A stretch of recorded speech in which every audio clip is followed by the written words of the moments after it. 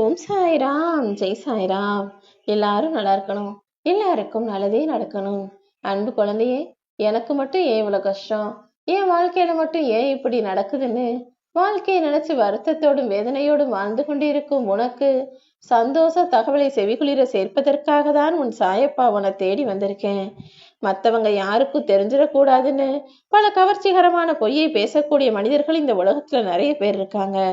ஆனா உண்மையே பேசி வலியும் வேதனையோடையும் நீ வாழ்ந்து வருவதை பார்க்கும்போது எனக்கு மனசு கஷ்டமா இருந்தாலும் கூட நீ நேர்மையாக நியாயமாக வாழ நினைப்பது எனக்கு ஒரு வகையில் மனசு சந்தோஷமாக தான் இருக்குது என் செல்லமே. ஏன்னா மனிதர்களுடைய மனம் தூய்மையாக இருந்து விட்டால் கோவில்களை தேடி போய் புண்ணியம் சேர்க்க வேண்டிய அவசியம் இல்ல. உன் மனசு சுத்தமா இருக்கு. அப்படி இருக்கும்போது உனக்கான நல்லதை நான் செய்துதானே தீருவேன். நீ வருத்தப்பட்டு புலம்புவதால் இங்கு எதுவும் மாறப் போவதில்லை என்பதை புலம்பிய பிறகுதானே புரிந்து கொள்கிறாய். நீ வாழ்க்கையில இது நடக்குது அது நடக்குது நினைச்சு புலம்புறதாலையும் வருத்தப்படுறதாலையும் எதுவும் சரியாக நடந்துவிட போவதில்லை.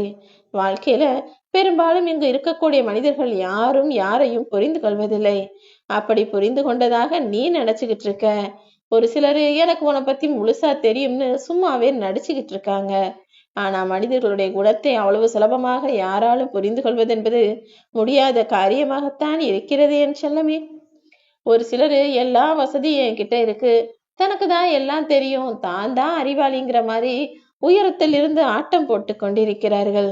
ஆனா அவங்க தவறி விழுக நேர்ந்தா அவர்களுக்கு பாதிப்பு அதிகம் என்பதை மறந்து விட்டார்கள்.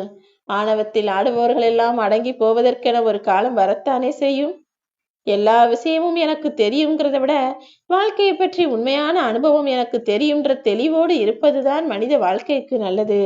உன் வாழ்க்கையில யாரும் உன்னை வீசி எறியாத அளவுக்கும், தூக்கி எறியவும் அல்லது எடுத்து வைத்து உன்னை நிராகரிக்காத அளவிற்கும், ஒதுக்கி வைக்கவும் மட்டம் தட்டி பேசவும் முடியாத அளவிற்கும், யாராலுமே தவிர்க்க முடியாத சக்தியாக உன்னை மிக பெரும் ஆளுமையாக நான் உருவாக்குறேன்.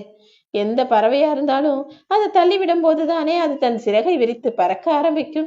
அதே போலதான் உன்னை தள்ளிவிட்ட மனிதர்கள் கண் முன்னாலேயே நீ சிறகடித்து பறந்து உயரத்திற்கு போய் வெற்றியின் உச்சத்தை தொட வேண்டும் என இந்த சாயப்பா நான் ஆசைப்படுறேன்.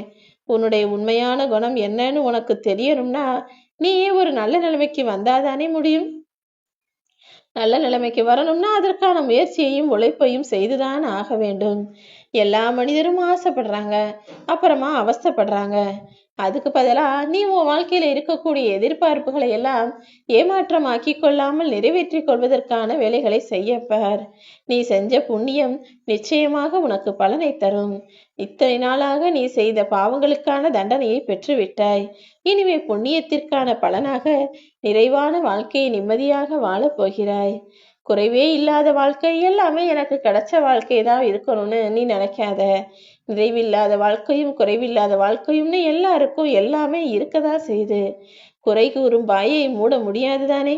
அதே போல குறையே இல்லாத மனிதர்களும் இங்கு யாரும் கிடையாது. யார் எப்படி இருந்தாலும் அவர்களை அப்படியே ஏற்றுக்கொள்ளக்கூடிய தைரியமும் மனப்பக்குவமும் மனிதர்களுக்கு வேண்டும். உன் பலத்தோடு மோதுபவன் எதிரி, உன் பலவீனத்தோடு மோதுபவன் துரோகிதானே. உன்னை நிராகரிக்கும் மனிதர்களை பார்த்து நீ நெஞ்சுடைந்து போக வேண்டாம். உன்னை யாராவது தூக்கி எறிகிறாங்கன்னா உன்னை மேலே தூக்கிவிட இந்த சாயப்பா நான் வருவேன். இங்கு இருக்கக்கூடிய மனிதர்கள் எல்லாரையும் நல்லவர்கள் என நினைப்பது தப்பு கிடையாது. ஆனா எல்லா நேரமும் அவங்க நல்லவங்களாவே இருப்பாங்க நினைப்பது தப்புதானே. நீ எவ்வளவுதான் நாணயமா இருந்தாலும் நேர்மையா இருந்தாலும் ஒழுக்கமா நடந்தாலும் வாழ்க்கையில் துன்பம் என்பது வந்துதானே தீரும். அதை யாராலும் தவிர்க்க முடியாது. உன்னை படைத்த அந்த ஆண்டவனையும் உன்னை வளர்த்த உன் தாய் தந்தையையும் தவிர இந்த உலகத்தில் இருக்கக்கூடிய எல்லா உறவுகளும் ஒரு சுயநலத்தோடு தான் உன்கிட்ட பழகிட்டு இருப்பாங்க.